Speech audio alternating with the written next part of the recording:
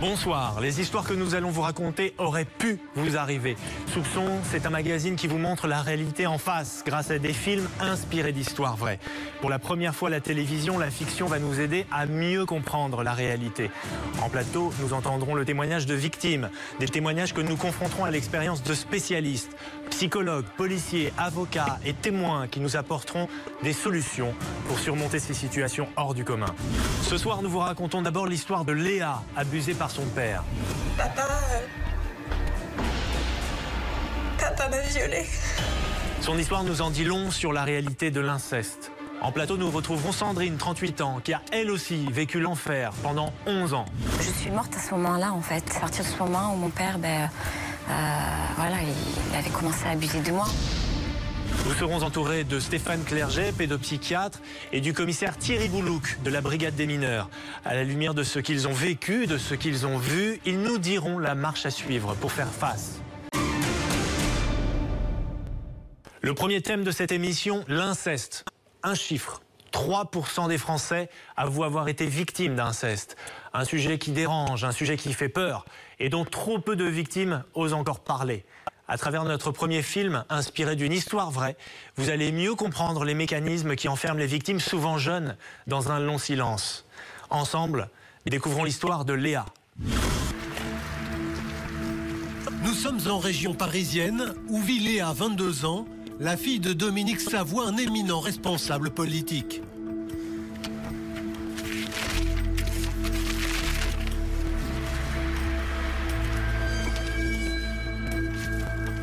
Léa et son père entretiennent des relations de plus en plus conflictuelles. En cette période d'élection cruciale pour l'avenir de son père, la jeune femme se sent totalement rejetée. Dominique Savoie ne jure que par Agathe, sa fille aînée, l'attachée de presse de sa campagne. Ah Léa, t'étais passée où? Papa doit filer à son meeting, j'aurais voulu que tu m'aides à porter les tracts. J'étais partie faire un tour. J'ai le droit, non? Oh, Léa, s'il te plaît, le prends pas comme ça, ok? Papa, il est surbooké, il a la tête ailleurs en ce moment, mais cette élection, c'est la chance de sa vie, d'accord? Allez, file-nous un coup de main. Écoute, papa se passe très bien de moi. Toi, t'es sa fifi adorée, alors normal que tu sois à son service. Mais... Sans diplôme et sans emploi, Léa nourrit un véritable complexe d'infériorité envers sa sœur, à qui tout réussit. Ma sœur Agathe ne vivait que pour satisfaire les ambitions de mon père. Depuis qu'il avait embauché comme son attaché de presse, je me sentais complètement à l'écart. Seule ma sœur paraissait digne de son succès, de sa carrière. Moi, il semblait me reprocher mes échecs à répétition. Elisabeth est la mère de Léa et elle n'est pas peu fière de la réussite de son mari. Une belle maison, de l'argent. Tout était parfait dans ma vie bien rangée. Tout sauf Léa. Je m'expliquais pas son mal-être. Ses relations avec son père étaient exécrables. À l'époque, c'était la seule ombre au tableau. Hein, te voilà, toi. Bon, papa, il est sympa ton costume. Tu vas faire des étincelles en meeting. Prends-en de la graine. On n'a pas idée à ton âge d'être toujours en basket et en jogging. Je te signale que je suis un homme important ici. Je reviens d'une promenade à vélo, j'allais pas me mettre en tailleur. Ne me réponds pas comme ça! Je suis ton père! J'espère que tu comprends combien c'est embarrassant pour un futur homme public de voir sa propre fille se négliger. J'ai compris, je m'en vais. Je voudrais pas te faire honte. Léa, écoute, t'inquiète pas, ton père est stressé en ce moment avec Pourquoi il l'élection. est toujours comme ça avec moi? Mais tu sais bien comment est ton père. Il gère pas la pression. Non, mais toi, évidemment, quoi qu'il fasse, t'es toujours de son côté. À chaque fois que je croisais mon père, il faisait tout pour me rabaisser. Alors je me sentais encore plus nulle. Dire qu'il se faisait passer pour un candidat à l'écoute des gens. Avec moi, il se comportait exactement à l'inverse. Pourtant, j'avais rien à me reprocher. Elisabeth, impuissante face au comportement toujours plus distant de sa fille, entend trouver auprès de Léa un début d'explication.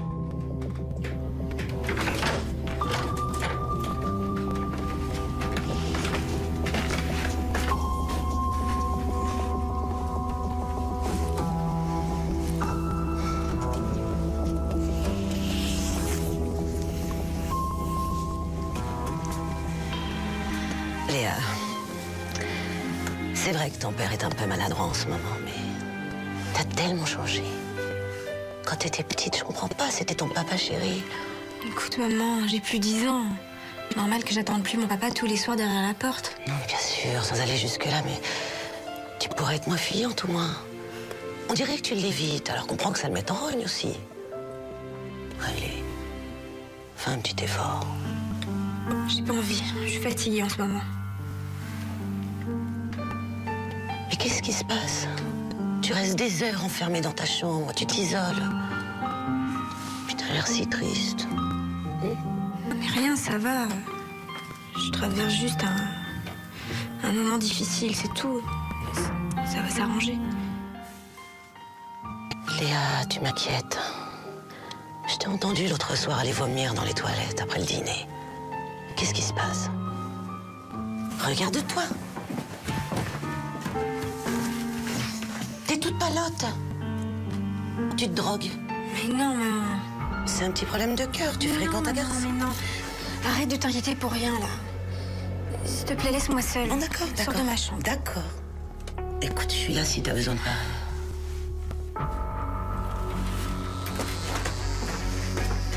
Cette discussion avec ma mère, c'était terrible. À tout moment, j'ai eu envie de craquer, et de pleurer et de tout lui avouer. J'avais 12 ans. C'était pendant les vacances. Maman était partie à l'étranger avec Agathe. J'étais tellement contente de passer une semaine toute seule avec mon père. Un après-midi, il est rentré dans ma chambre sur la pointe des pieds. Il était bizarre. Il respirait fort. Il voulait que je lui fasse un câlin. Mais pas un câlin comme d'habitude. Ce jour-là, mon père m'a volé mon enfance. Et puis, il a abusé de moi plusieurs fois. Le pire, c'est que je me sentais coupable. Coupable de pas avoir su lui dire non. Alors j'ai préféré me taire. Je voulais pas en plus briser ma famille. Pour préserver les siens, Léa vit chaque jour dans la honte et la culpabilité. Gardant pour elle son innocence volée, son terrible secret empoisonne son existence et l'empêche d'avancer. Trouvera-t-elle la force de faire face à son père? Sera-t-elle capable pour se reconstruire de briser le silence? Léa!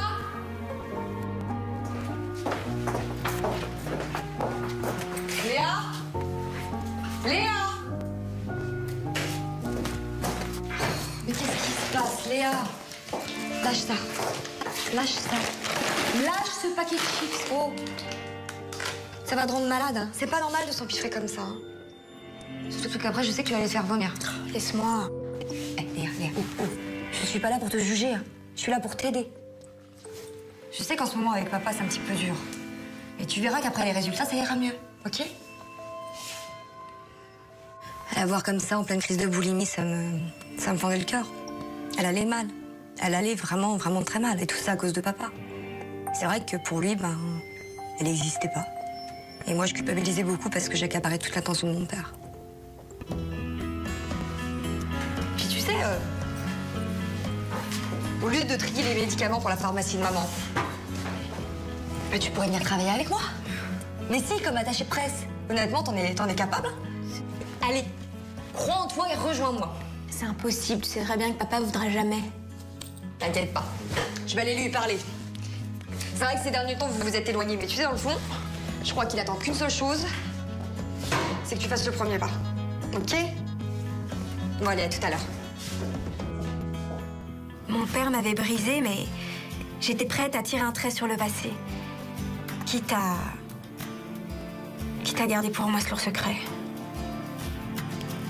Grâce à sa sœur aînée, Léa espère enfin se faire une place au sein de sa propre famille. Et surtout, elle entend exister aux yeux de ce père qui l'a pourtant brisée. Regarde, Elisabeth. On vient de livrer les dernières affiches à la permanence. Comment tu me trouves? Ah, c'est bien. J'aime bien ton regard, là. Et toi, Agathe, ma chérie? J'aime bien, écoute. Non, c'est bien, hein. La photo te met vachement en valeur. Bon, par contre, le slogan, je suis pas fan. C'est un peu ringard. Elle a raison. Mais alors par quoi on le remplace, le slogan? Je sais pas, il faudrait quelque chose du genre avec sa voix, des emplois, quelque chose qui montre aux gens que t'es proche d'eux, de leurs soucis, tu vois. Ouais, c'est pas mal. Mais il faudrait un slogan plus percutant, qui montre à quel point je suis tourné vers les problèmes des autres. Tu comprends? J'ai peut-être une idée. Vous pensez quoi de un avenir, des emplois, voter sa voix? C'est bien ça. Ah, ça c'est bon, ça j'aime bien. Hein. Non, c'est vrai, c'est moderne, c'est jeune, en plus ça rime. Eh, papa, c'est le slogan qu'il nous faut, t'en penses quoi? Faudrait voir, pourquoi pas. Je vais en parler à mon directeur de campagne. Tu sais, papa, j'ai plein d'idées, hein. Je pourrais peut-être t'aider dans ta campagne. Dois-je te rappeler que tu n'as même pas le bac? Moi, pour gagner, j'ai besoin de jeunes gens à la hauteur, comme ta sœur. Tu m'as compris? Jusque-là, je vivais dans la culpabilité. Mais après cette scène, j'étais en révolte, prête à exploser. Elisabeth prend conscience de la distance qui chaque jour un peu plus s'installe entre son mari et sa fille. Elle décide de parler en toute franchise à Dominique. Écoute, chérie, je sais que c'est pas le moment de t'en parler, hein, mais je suis inquiète pour Léa. Elle va pas bien, il y a quelque chose qui cloche. Non, Elisabeth, si ta fille ne va pas bien, c'est de sa faute. Elle a tout ce qu'il lui faut. Une belle maison, de l'argent, des vacances. Alors, ces problèmes de gosse de riche... Oh, t'exagères un peu, hein. Écoute, je pense que c'est pas facile pour elle d'avoir un père aussi brillant. Elle a du mal à trouver sa place. Tu devrais lui prêter plus d'attention. Écoute, Dominique, les élections, ça fait pas tout. Eh bien si, tu vois. J'y pense même en me rasant. Je te laisse, j'ai une réunion importantissime. J'ai plus urgent à régler que vos salades de bonnes femmes.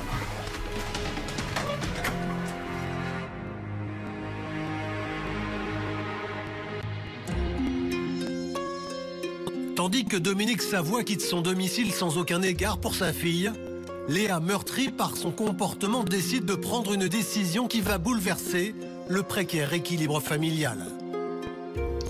Maman, faut que je te dise un truc. J'en ai jamais parlé à personne, mais il faut que tu me crois. Voilà. Si papa cherche à m'humilier, c'est parce que il a peur. Peur? Mais de quoi aurait-il peur?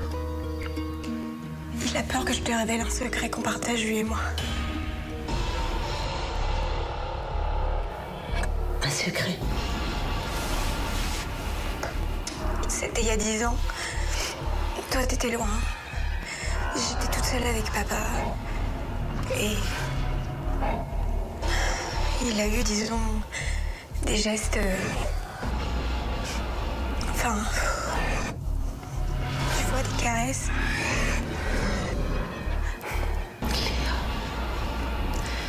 C'est normal pour un père d'avoir de la tendresse pour sa fille. Écoute, t'auras mal interprété ces caresses. Mais maman, tu comprends pas.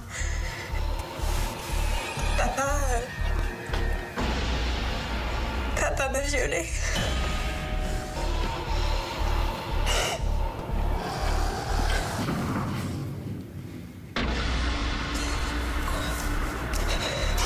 Plusieurs fois. Enfin, Léa, tu te rends compte de la gravité des accusations? Quand tu partais en déplacement, il venait dans ma chambre et il me faisait promettre de garder secret. Si je parlais, il disait qu'il serait très fâché. Et pourquoi tu m'en as pas parlé avant? Mais j'avais honte. Tu comprends, j'avais honte, je me sentais coupable.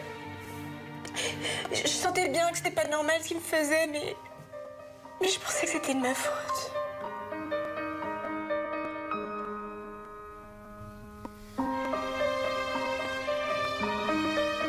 Comment j'ai trouvé la force et le courage de dénoncer mon père?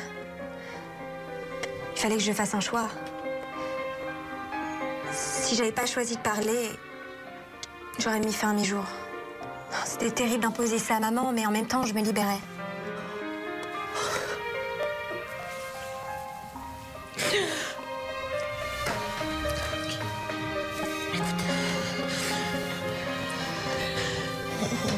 On va dormir, hein? T'es sous le choc de la dispute avec ton père, c'est normal. Une bonne nuit de sommeil et puis tout ira mieux, d'accord? Non, maman. Non, ça ira pas mieux. Ni demain, ni après-demain. Il a bousillé ma vie, tu comprends? Et toi tu fais comme si rien ne s'était passé. Chut, d'accord. Je vais lui parler. Léa, il faut que tu me laisses un peu de temps. Quoi? Il va falloir que je trouve les mots justes.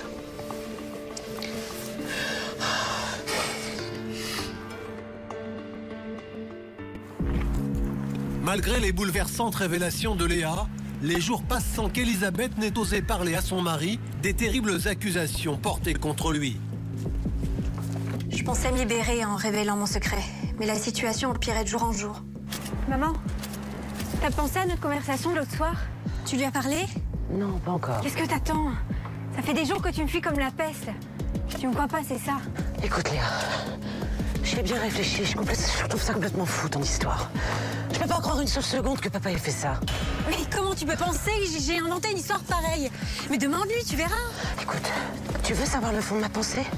Je pense que t'es en colère contre ton père et que tu veux te venger de lui en salissant son nom. Voilà ce que je pense. Nom. Oui, son nom. Son nom, mais moi j'ai honte de le porter, son nom. Ah, tais-toi, Léa, s'il te plaît. Alors, j'ai été persuadée que mon mari était incapable de faire une chose pareille. Et puis, 3 ans auparavant, Léa avait accusé son prof de tennis pour attouchement. Finalement, elle avait retiré sa plainte quelques jours après. Alors, comment je pouvais lui faire confiance? Papa joue gros en ce moment. Rien pourrait lui faire tout perdre. C'est dingue ça. Il y a que lui, il y a que sa carrière qui compte pour toi. Hein? Et moi je suis quoi? Je suis l'élément gênant dans ton concept de la famille parfaite? Mais c'est pas ça le problème, Léa. Alors c'est quoi le problème? C'est moi, hein? Vous aimeriez bien qu'il disparaisse, le problème? Mais ça va pas, non? Eh ben, pas de souci, je vais vite en finir, comme ça, terminer le problème. Bon alors d'accord, Léa, on va aller voir ton père. Vous allez avoir une petite explication tous les deux et on va finir une bonne fois pour toutes avec cette histoire. Elisabeth, confrontée aux menaces de suicide de Léa, décide d'agir. Dominique Savoie ignore encore tout des accusations portées contre lui par sa fille. J'étais terrorisée à l'idée de l'affronter. Il allait mis en bloc et c'est lui que ma famille croirait. Je voulais pas en arriver là. Mais puisque maman oblige, ça fait trop longtemps que tu me rejettes. Alors maintenant tu vas avouer devant tout le monde ce que tu m'as fait. Qu'est-ce qui t'arrive là? Elisabeth, pourquoi tu l'as amenée ici? T'as vu dans quel état elle est? Ah, ça suffit, papa. Tes grands airs de notable outragé, j'en ai plus qu'assez. Alors maintenant tu vas leur dire. Ou je balance à tout le voisinage. S'il te plaît, Léa, pas de scandale. Tu t'expliques, mais pas de scandale. Pense à nous aussi. Non, laisse. Tu sais bien qu'elle vit dans son monde depuis toute petite. Maintenant, Léa, tu arrêtes tout de suite ou tu sors d'ici. Vire-moi pendant que t'y es. De toute façon, ça changera rien. Parce que si tu leur dis pas, moi je vais leur raconter. Pourquoi tu leur dis pas les fois où tu voulais qu'on joue au papa et à la maman? Ça va pas? Et quand j'étais ton amoureuse secrète, là j'existais pour toi. Un peu de self-control quand même! Regarde dans quel état tu mets ta mère. Et toi, dis quelque chose! Face à mon père et à son mépris, j'avais oublié la peur et les menaces.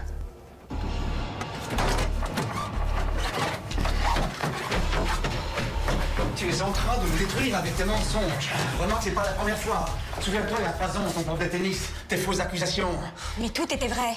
C'est toi qui as fait pression pour que je retire ma plainte. T'avais peur que je leur raconte une autre histoire aux flics, hein? Bien gênant pour ta carrière, celle-là. C'est la meilleure, ça. Tu crois que je ne vois pas qui te manipule dans tout ça? Mais de qui tu parles? Tu vois pas de qui je parle? Cherche un peu, tu vas trouver ton meilleur copain, Antoine Rivet. C'est pas le fils d'Émile Rivet, par hasard? Je vois pas le rapport. Ah, c'est ça, fille innocente. Je sais très bien que c'est notre principal adversaire dans cette campagne. Et dis-moi, il t'a payé combien pour briser ma carrière? Ça va pas, non? Antoine est mon meilleur ami. Il me respecte, il m'écoute, il m'aime, lui. Pourquoi il s'abaissera à ça? Tu montais contre moi! Tout ça parce que je n'étais pas là pendant toutes ces années. Mais une carrière politique, ça demande des sacrifices, ma fille. La volonté, c'est que tu veux te venger. La vérité, c'est que t'es le pire des pères. Tu m'as brisé, tu refuses de le reconnaître. Mais cette fois-ci, je me laisserai pas faire. C'est ça, disparais! Et si tu crois qu'on va te croire, tu te fous le doigt dans l'œil! Un homme comme moi est au-dessus de tout soupçon. Cette fois, j'avais atteint un point de non-retour. Mon père allait nier en bloc et c'est moi qui passais pour la menteuse. La situation était tellement douloureuse que je me demandais si j'aurais pas mieux fait de me taire. Quelle ingratitude. Ma propre fille est de mèche avec l'ennemi. Comment une fille peut-elle se comporter comme ça avec son père? T'énerve pas. Léa est incapable de faire un truc pareil. Tout ce qu'elle veut, c'est que tu t'occupes plus d'elle, c'est tout. Non, tu n'y es pas du tout, là. Elle veut juste se venger de toutes les absences à répétition quand elle était petite. Tu as remarqué comme elle me regarde toujours par en dessous, là? Attends, papa. Tu peux pas dire ça de Léa, hein? C'est ta fille, quand même, hein? Je me gênais, tiens. Une telle ingratitude. Je me suis toujours bien occupé de mes filles. Une belle maison, de l'argent, des vacances. Je me suis toujours bien occupé de vous, mes filles.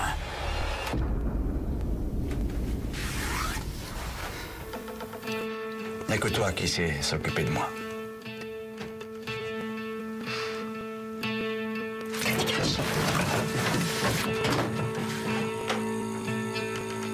Agathe.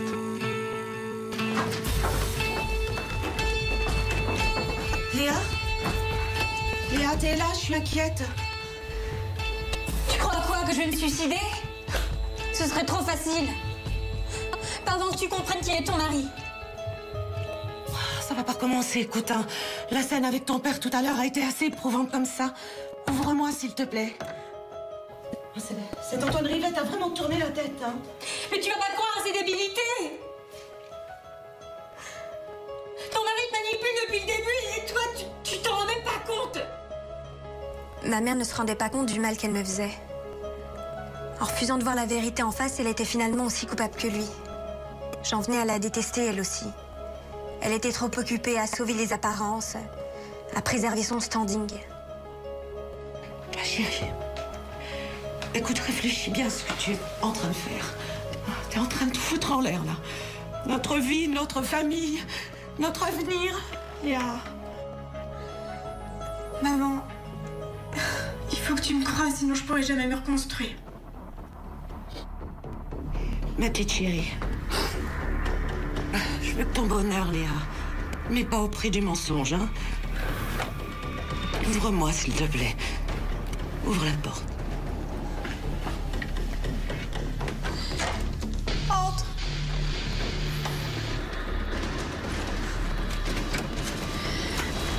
Qu'est-ce que tu fais? Lâche ça. Lâche ça. Mais c'est trop dur, si tu me crois pas, je préfère en finir. Lâche ça, s'il te plaît, Léa. Donne-moi ça. Léa, lâche ça. Lâche ça. Moi, ça, je vais tout lui dire. Quoi?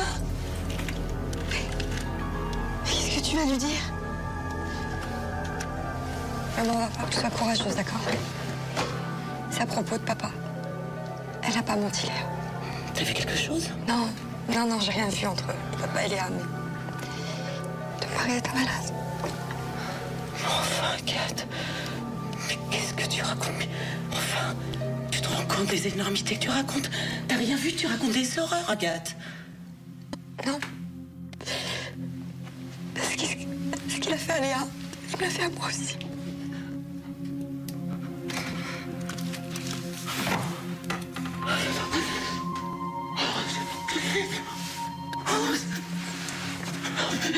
Mais pourquoi tu m'as pas dit? Parce que j'étais sûre qu'ils s'en prendraient jamais à Léa.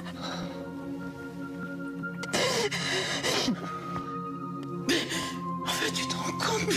Mais je vous aurais protégé. Mais c'est pas possible. Mais tant qu'il s'agissait que de mon cas, je prenais sur moi la famille. Ça passe avant tout, je suis désolée. J'aurais dû le dire plus tôt. J'aurais dû en parler. C'est comme ça. Ils t'ont rien fait, Léa. Je suis désolée. C'est ma faute. Oh là là, c'est ma faute. Pardon. Oh, ma pardon. Pardon.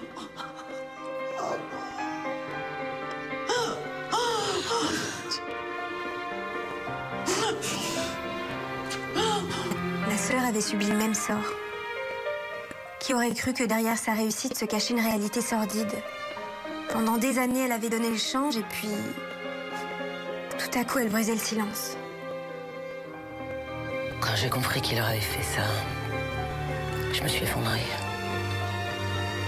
Léa puis Agathe, je pouvais plus fuir la vérité. Mes deux petites têtes blondes avaient vécu avec ce secret. Et moi, j'avais rien vu. J'avais rien su. Si vous saviez comment je m'en veux. T'en fais pas, maman. L'important, c'est que tu sois avec nous maintenant. Agathe, tu m'as toujours soutenue. Tu serais prête à le dénoncer avec moi? J'ai plus de raison de me taire. Maman, t'es prête à porter plainte contre lui? Ah oui. On va porter plainte, ouais. On va faire mieux. On va le traîner devant les tribunaux. On va pas s'en sortir comme ça.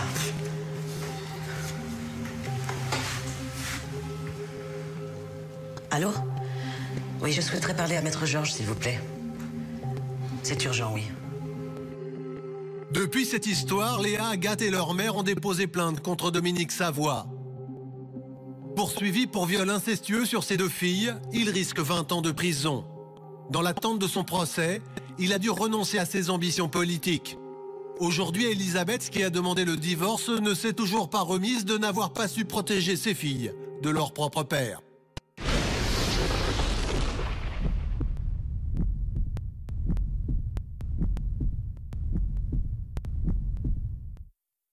Alors voilà pour l'histoire de Léa. Elle est très voisine de l'histoire de Sandrine. Sandrine Rochelle, merci d'être avec nous. Vous avez été donc violée, abusée par votre père. Ça a commencé quand et comment?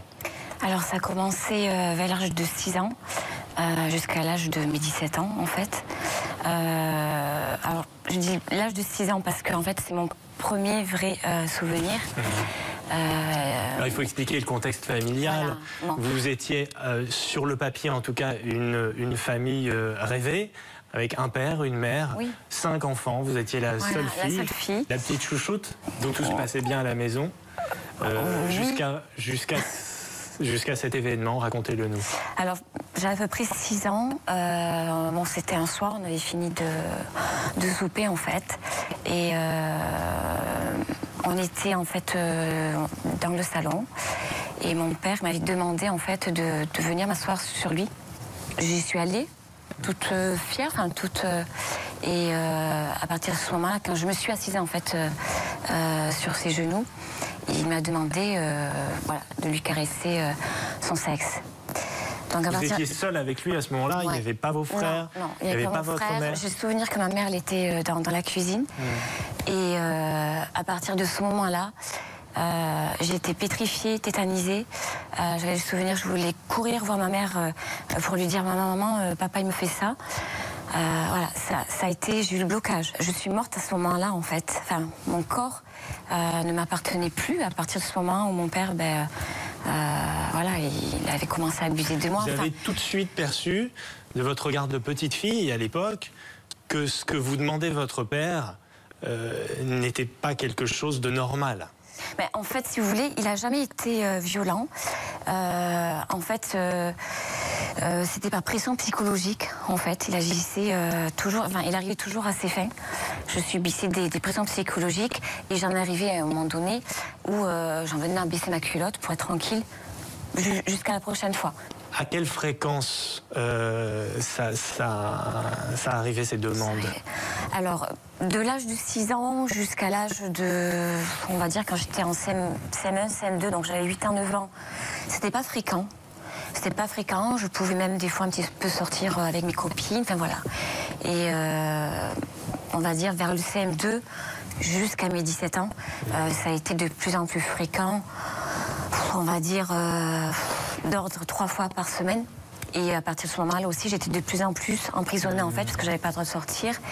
Il me dénigrait aussi, de toute façon, comme quoi j'étais une bonne à rien, que les personnes extérieures, voilà, c'était toutes des mauvaises personnes. Donc, un peu comme Léa dans le film. Voilà. Ouais. C'est vraiment par rapport à Léa, bien sûr, oui. Presque une moins que rien. Il t'arrivera jamais à rien et... Donc voilà, j'étais sa prisonnière, sa chose, son objet sexuel. Enfin voilà, j'étais vraiment... Une vie de famille, comment ça s'organise? Par exemple, au petit déjeuner, quand vous vous retrouvez à table tous ensemble. C'est vrai qu'il y a des matins où c'était vraiment terrible. Bon, il y avait il n'y a pas que des matins, de toute façon, il y avait des grands moments de solitude, des nausées, et puis vraiment mal là, enfin, à être pas bien du tout, mal dans ma peau. Et vous disiez, vous dire bonsoir le soir, par exemple? Oui, le soir où c'était en plus rituel. C'était beaucoup très, très rituel le soir. Il venait c'est lui qui venait vous dire me faire bonsoir. un bisou, voilà, sur la bouche. Ces demandes étaient de plus en plus explicites, ça allait de plus en plus loin. De plus en plus loin. Vers 14 ans, c'était terrible. Il avait utilisé un préservatif et il s'était déchiré en fait. Donc j'avais du retard par rapport... j'avais du retard de mes règles. Et à ce moment-là, c'est vrai qu'il m'a accompagnée vers un médecin, pas un médecin de famille, un autre médecin. Il était dans la salle d'attente et je me demandais est-ce que je vais avouer, enfin, est-ce que je vais en parler à ce médecin, lui dire la vraie vérité. Et ben, j'ai pas réussi. Même là, j'étais encore sous son emprise. Même là, j'avais peur. J'ai quand même eu une question, une interrogation concernant votre mère. Votre mère n'a jamais suspecté quoi que ce soit? Si, parce qu'en fait, on n'était pas proches du tout. Je sentais une rivalité. Il y a eu... Une rivalité? Ouais, pour moi, voilà. Pour moi, j'ai l'impression que j'étais vraiment une rivalité quoi, par rapport à ma mère, que j'étais sa rivale. Il y a un soir, en fait, m'avait demandé, je sais pas si c'était disputé, j'en sais rien, d'aller dormir avec mon père, quoi. Donc... Qu'est-ce qui vous enfermait dans ce secret? Qu'est-ce que vous redoutiez en disant la vérité? Alors, beaucoup de choses. La culpabilité. La culpabilité coupable parce que je me suis dit, à l'âge de 6 ans, s'il a fait ça, c'est moi qui ai provoqué. Vous aviez peur d'avoir honte par rapport au regard des autres. Il y a une honte aussi. Qui est-ce qui allait me croire? Dans la famille, on ne se parlait pas du tout. Vos frères, non, c'était inimaginable de vous confier à un frère? Non, c'était pas possible. Pour moi, c'était inimaginable. Inimaginable d'oser affronter mon père, en parler à ma famille. Puis je voulais pas détruire ma famille aussi. J'aimerais juste revenir, si vous le permettez, sur un détail que vous évoquez dans votre ouvrage et qui est un détail terrible. C'est que vous confiez avoir éprouvé du plaisir une fois. Une fois, ouais. C'est la fois de trop. Je pense que ce qui arrive beaucoup aussi, et c'est quelque chose qui pour moi, lorsque mon dépôt de plainte, lorsque j'en ai parlé aux gendarmes, j'étais très très mal parce que je me suis dit, c'est bon, ça va être moi en fait la coupable. Et en fait, ils m'ont expliqué que c'était... Comme j'étais en pleine puberté aussi, c'était physiologique. Voilà. Donc ça ne voulait pas dire que... mais ça a été très terrible et j'ai traîné ça pendant des années. Donc encore une fois, c'est votre corps qui, exceptionnellement, a pris du plaisir. C'est jamais à aucun moment votre esprit. C'était... voilà. En tout cas, aujourd'hui, vous êtes vivante. Vous êtes belle. Vous avez un sourire magnifique que vous avez su retrouver. Donc racontez-nous la fin. Ça a duré donc 11 ans, si on fait le calcul, de 6 ans à 17 ans. Qu'est-ce qui s'est passé à 17 ans? Alors, à 17 ans, pour mes 17 ans, bon, déjà, j'en pouvais plus. J'ai décidé de dénoncer mon père, en fait, à mes premiers employeurs. Donc, ils m'ont accompagnée pour en parler à ma mère, en fait. Donc, ma mère, ça m'a pas surprise. Elle n'a pas eu de réaction vraiment émotive. Voilà, pas du tout de... Un petit peu finalement comme Elisabeth dans le film, dont la première réaction est de mettre en doute les propos de sa fille et les accusations de sa fille. Elle a été, être dans le déni, voilà. En fait, à partir du moment où la vérité éclate, c'est tout un univers qui s'effondre. C'est ça qu'il faut bien comprendre. Il y a tout là, il y a tout qui... la famille est éclatée. Et ça, vous en aviez peur de ça aussi? À ce moment-là, non. Enfin, durant mon adolescence, oui. Parce que je voulais pas détruire ma famille. Mais non, à partir du moment où j'ai pris l'initiative de dénoncer mon père, non. Après, là, je pensais à moi et à ma survie. Et voilà, quoi. Qu'advient-il de votre père à ce moment-là? C'était pas anodin non plus si je le dénonçais à ce moment-là. C'est qu'il était hospitalisé. Donc, il n'était pas chez moi. Il n'était pas à la maison. Et ça s'est fait en l'espace de 3 heures. Donc, ma mère... Tout bascule en 3 heures. Ouais, tout bascule en 3 heures. En fait, avant que mon père y rentre, ma mère, elle a convoqué... Enfin, elle a appelé notre médecin de famille qui a expliqué la situation. Et mon médecin de famille m'a dit, écoute, Sandrine, tu prends tes affaires et tu t'en vas. Donc, j'ai pas vu, en fait, j'ai pas eu cette confrontation. D'accord. Avec mon père par rapport... La confrontation a eu lieu beaucoup plus tard. Oui, après, oui. Au moment du procès? Au moment du procès, oui. Qui est arrivé seulement 4 ans, c'est ça, après la dénonciation. Qu'est-ce qui se passe dans ce laps de temps? Il y a eu mon dépôt des plaintes auprès de la gendarmerie. Après, je suis retournée... La rupture totale avec votre père? Oui, parce qu'après lui, il a été directement incarcéré, en fait. D'accord. Et avec votre mère? Elle n'a jamais...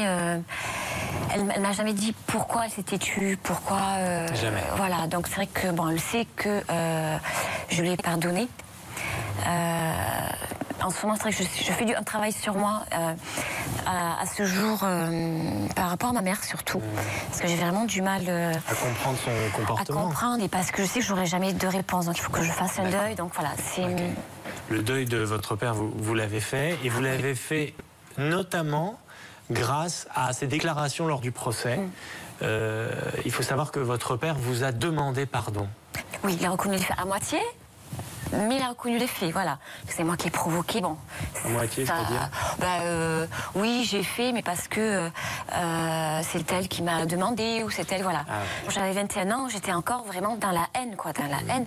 Et c'est vrai que lorsque j'ai commencé à être entendue, à parler, je me suis complètement vidée et j'ai pu dire à mon père pour la première fois ce que je ressentais, ce qui représentait pour moi, ce qui... Et passé un moment après, il m'avait demandé pardon. Et à partir de ce moment-là, je lui ai dit non, je te pardonne jamais, je te hais, je souhaite que tu souffres comme j'ai souffert, j'irai cracher sur ta tombe. Voilà, c'était des mots vraiment... voilà, j'ai pu m'exprimer. J'ai voulu faire un procès public, on m'avait demandé. Et j'ai voulu... Huis clos au public, et déjà vous étiez dans la démarche que mon cas serve d'exemple. Voilà, parce que j'avais 21 ans. Alors c'est vrai que j'en avais parlé au procès, voilà, qu'il faut oser en parler, que les jeunes de mon âge osent dénoncer, et que les agresseurs ne sont pas des surhommes, et voilà, qu'il ne faut pas avoir peur, quoi. Il faut... Ils sont d'autant moins des surhommes qu'ils sont condamnés.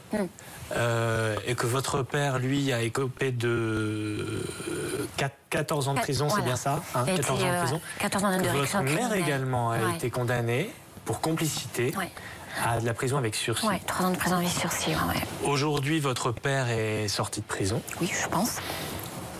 Plus de nouvelles de lui, vous ne voulez plus en avoir, il vit sur une autre planète. Oui, pour moi, voilà, c'est une personne, je ressens plus de haine, c'est une personne insignifiante. Après le pardon, ça c'est autre chose, mais voilà, c'est pas... voilà, c'est vraiment une partie que j'ai... Et votre maman, c'est statu quo, toujours des rapports assez distendus? Ouais, assez... on est toujours en rapport, bon, souvent par courrier, mais le plus où j'ai du mal aujourd'hui, c'est par rapport avec ma mère, quoi, voilà. Il faut dire que le nom de Rochelle, c'est un nom que vous avez choisi justement pour éviter le scandale, quoi. Le scandale d'une famille de notables de province. Voilà, et puis c'est mon pseudonyme que j'utilise pour mon association et par rapport à mon livre. Et le but, c'est pas voilà, de réincriminer mon père, quoi, voilà. En tout cas, bravo Sandrine, je pense que vous pouvez être fier de votre parcours et vous allez assurément servir d'exemple à beaucoup de victimes qui ont traversé le même enfer que vous. Ce que je vous propose, c'est qu'on poursuive notre discussion avec des spécialistes et puis qu'on continue d'en parler ensemble. Très bien. Allons-y. Voilà, après ce témoignage terrible de Sandrine, vous avez sans doute remarqué que 2 personnes nous écoutaient pendant que nous parlions là-haut. Il s'agit de 2 personnalités remarquables. Tout d'abord, le commissaire Thierry Boulouc, merci d'être avec nous. Vous êtes le chef de la brigade des mineurs de Paris, accompagné de Stéphane Clerget, que nous connaissons bien ici, pédopsychiatre. Donc moi, la première question, j'aurais aimé la poser à vous, Thierry. L'inceste, ça se produit partout, dans tous les milieux, dans toutes les zones géographiques. C'est vraiment un phénomène, un fléau. Tout à fait. Ça concerne tous les milieux sociaux, hein, c'est vraiment une caractéristique de l'inceste. Également, deuxième élément, l'inceste peut se réaliser en une seule fois, un seul acte, une agression ou un viol, ou durer pendant des années, et se prolonger même pendant la majorité. On a eu une affaire où l'inceste a duré jusqu'à 33 ans. C'était une mère avec son fils. C'est donc vraiment une grande diversité de situations, mais toujours une situation extrêmement destructrice. Stéphane, Thierry Boulouk vient d'évoquer justement la confusion qui pouvait se produire dans l'esprit d'un enfant. Je pense que c'est aussi ça qui produit le blocage, non ?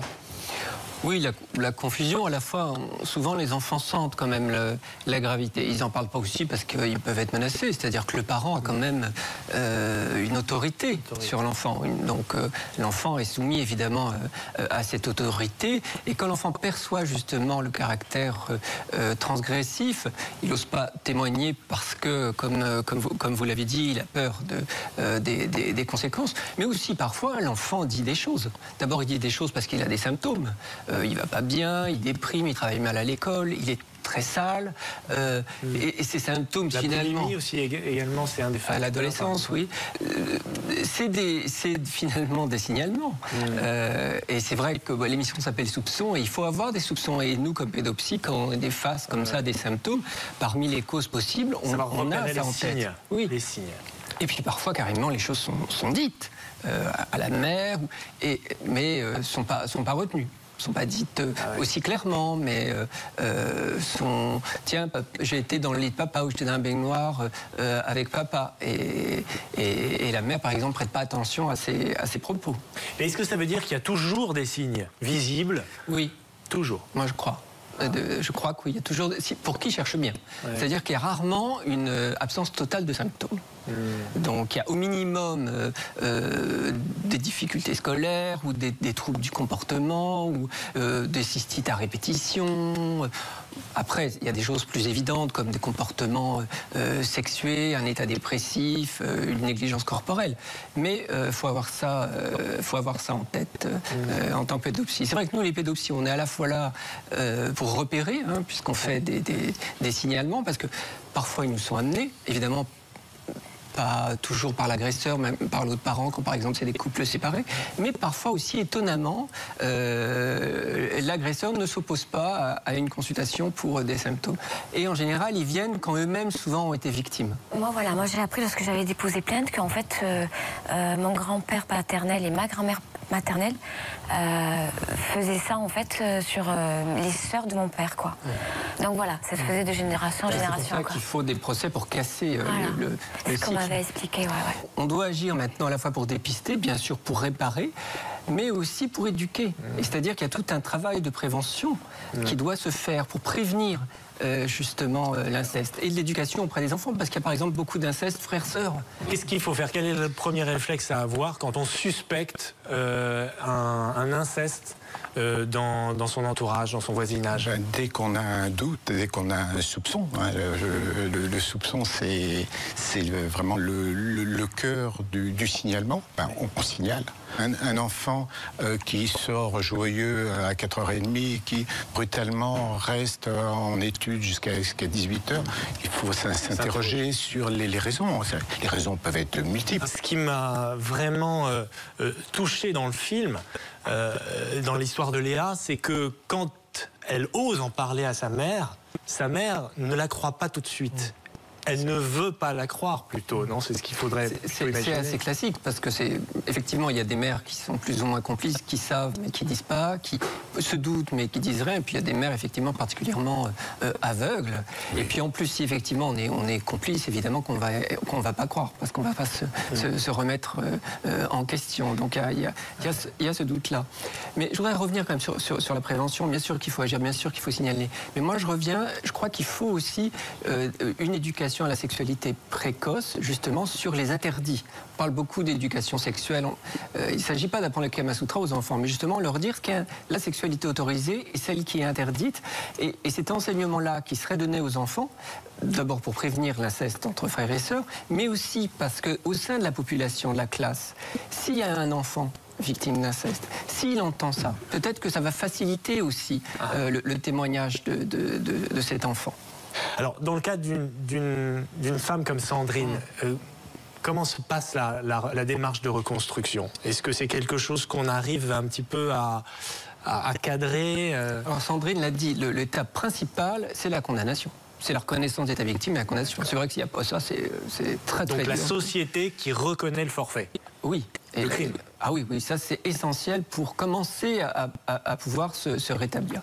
Après, évidemment, chaque cas est particulier. Entre un viol unique et une histoire aussi dramatique que celle de Sandrine, le travail est un peu différent. Évidemment, si la mère a été complice, pas complice, enfin, il y a plein de facteurs de gravité, ou au contraire des facteurs protecteurs. Après, ça dépend aussi des symptômes. Donc vous parlez, Sandrine, de dissociation. Parfois, ça peut aller plus loin. Ça peut entraîner ce qu'on appelle des états limites. Pour ceux qui connaissent un peu, c'est quand même des états proches parfois de la psychose, évidemment, des problèmes sexuels au minimum. Quand c'est des incestes mère-fils, ça peut entraîner des états schizophréniques. Donc ça peut vraiment avoir des conséquences psychologiques extrêmement graves. J'allais dire que la meilleure réparation, c'est la vie normale. Et je crois qu'on a été victime jusqu'à 17 ans, il faut au moins 17 ans, au-delà de 17 ans pour, j'allais dire, commencer à aller mieux. Donc il faut que cette vie-là normale soit aussi accompagnée. C'est à peu près ce qui s'est passé pour vous. Oui. C'est exactement ce que Stéphane raconte. Oui. C'est le schéma qu'il est en train de décrire. Sandrine, vous en êtes où, vous, dans votre reconstruction aujourd'hui? Moi, il y a pas mal de facteurs qui m'ont aidé à me reconstruire, notamment mes 2 garçons, en fait, mes 2 grossesses. Et lorsque je suis tombée enceinte de mon premier garçon, qui s'appelle Lucas, qui veut dire lumière, donc c'est pas pour rien, ça a été vraiment une thérapie énorme. Je me suis dit, mais non, je suis comme tout le monde, mon bébé accepte de vivre, et voilà. Donc enfanter après ça, Stéphane, c'est la meilleure façon de se reconstruire. C'est une victoire extraordinaire, non? C'est une façon, en tout cas, tout ce qui permet d'abord la poursuite de la vie, tout ce qui permet le renforcement de l'estime de soi est une bonne façon. On peut enfanter des enfants, on peut enfanter un livre, on peut aussi enfanter une association. Sandrine, elle a fait les 2. Une association, un livre. Voilà. Je vais laisser le dernier mot à monsieur le commissaire. Dites-moi en 2 mots ce qu'on risque quand on est déclaré coupable d'actes incestueux. Alors, l'auteur d'un viol incestueux risque 20 ans d'emprisonnement criminel. Ce qui est important aussi de savoir, c'est que la prescription est de 20 ans pour les viols à compter de la majorité. Ce qui fait qu'une personne de 37 ans, 364 jours, peut déposer plainte. La loi est très précise. Voilà, tout à fait.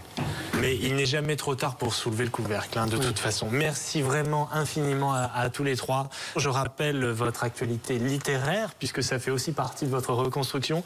C'est Survivre à l'enfer, se reconstruire après l'inceste d'ailleurs.